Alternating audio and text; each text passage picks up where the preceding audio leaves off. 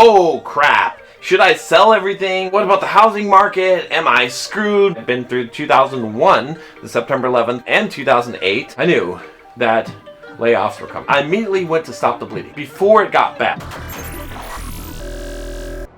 What's up, guys? I want to tell you about a company that I've been working with for a while that's really going to be able to help you if you want to get a high-paid job in coding or design. It's DEVMOUNTAIN. They're an awesome in-person coding and design bootcamp that offers housing for at no extra cost for full-time immersive students.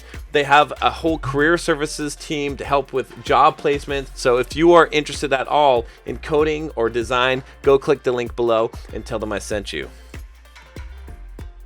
I've been through times like this, okay? And I have survived. I've been through 2001, the September 11th, and 2008. I've survived, and I've actually come out on top in both of those situations. I'm John from BulldogMindset.com. On this channel, I teach you how to be a man. If you want to do that and transform your life, click that subscribe button. Let me tell you what happened, okay? So you can see that there's some light at the end of the tunnel. You can learn from my lessons here. September 11th, 2001 happened. All right, this was beautiful for me because I just got a new job in Phoenix, Arizona, working for a company called NetCharge. Awesome, great job, making a lot of money. Nice place, I love Phoenix. I remember going to the dentist in the morning and bam, the planes hit the buildings.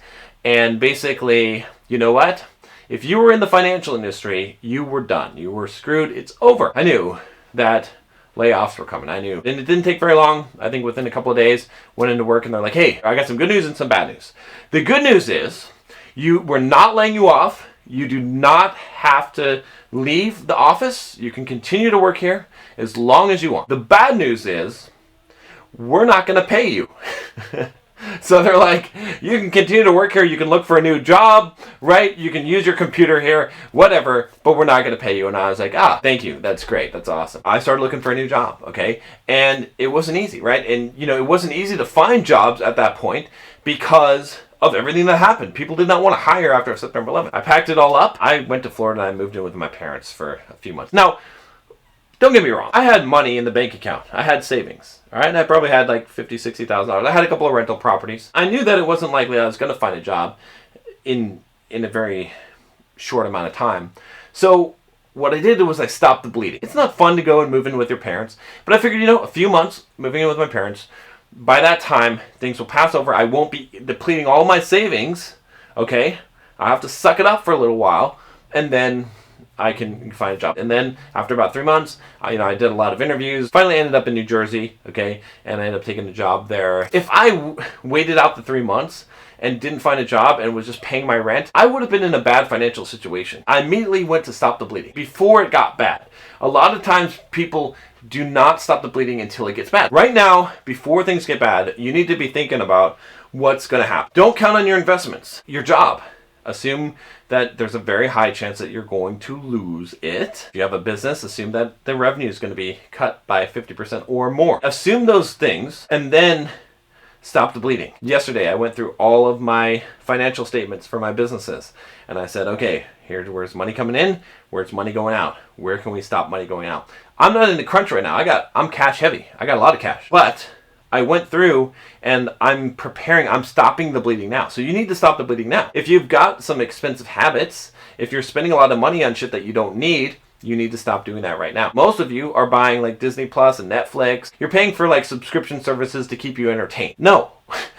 Cut those ones or shift the money over to subscription services that will teach you how to build a business, that will help you to network, that will help you in these times. Because bad times are coming, man. I have a membership called Bulldog Mindset, and it's worth paying for to be part of that.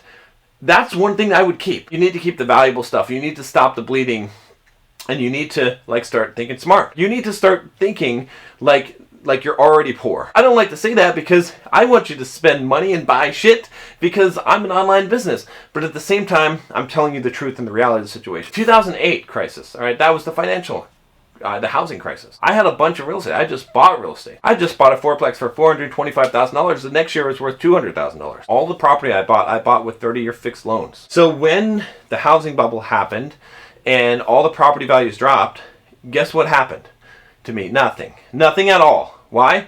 Because my mortgage was still the same as it was, and the rents I was getting was still the same. In fact, the rents went up because people lost their house and they had to rent, and the rent demand went up. So I actually made more money. Every other investor I knew, just about, they all basically went bankrupt, or they sold all their houses at a loss. They short sold their houses, okay? But I just stuck through it. I didn't even panic. I didn't even care. People were like, oh, you need to sell quickly now. All these real estate agents telling me before it drops more, before you can't sell it. Okay, and it did drop more. I didn't care. You know why? Because I was still getting the cash flow, because I was still paying down the loan. The lesson here is to be thinking long-term with investments. Right now, you can start thinking about how you can position yourself with things that you invest in that are going to survive in the long term. There might be some short-term quote deals right now in the market. Are they really? What's going to happen in the next 2 to 3 years? It's not going to look good. The price doesn't matter. The outlook what matters in this case, and how can you stabilize that? If you're going to invest some money, if you're going to do something with your money right now, think about how you can make it so that your losses are capped, but your upside is not. Now, my money is in the dollar, okay? Because my losses are pretty capped there. I mean, it can deflate, or I mean, it can deflate quite a bit, but at the same time, I'm not going to suffer any losses. And, you know, the upside is that if all the other assets go down, then essentially, relatively, those are on sale to me holding a dollar. The second lesson there is not to panic. When the housing market was crashing, I didn't care, because I already knew that these were solid investments. I had this for the long term, and I didn't panic and make stupid moves. A lot of times you'll make stupid moves when you're panicking, so you can't panic. You have to be calm right now. I would try to accumulate some cash right now, but I would do it in a calm way. There's not a lot that you can do. Financially, your money, like where do you put it for investment? I don't have an answer for you, because there's nothing good. Negative bond yields are bad.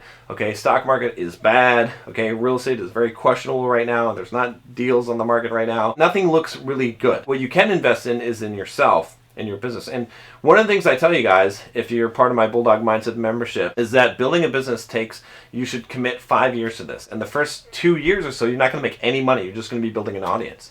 Now's a good time. Businesses are suffering, right? Even my business, online businesses are suffering. So now's not a good time to be in business selling things, but now's a good time to be building up your business so that in 2 to 3 years you'll be positioned while everyone else is being weakened and knocked down by the economic turmoil. You'll be positioned to actually make some money. Try to build an audience right now. Lesson learned is this, is that things will come around, okay? Make smart moves right now financially. Make sure that you stop the bleeding as much as possible. Plan for the worst and think long term. You're going to see opportunities. You're going to be able to take advantage of it. I thought, how can I stop the bleeding, and how can I position myself better in the future?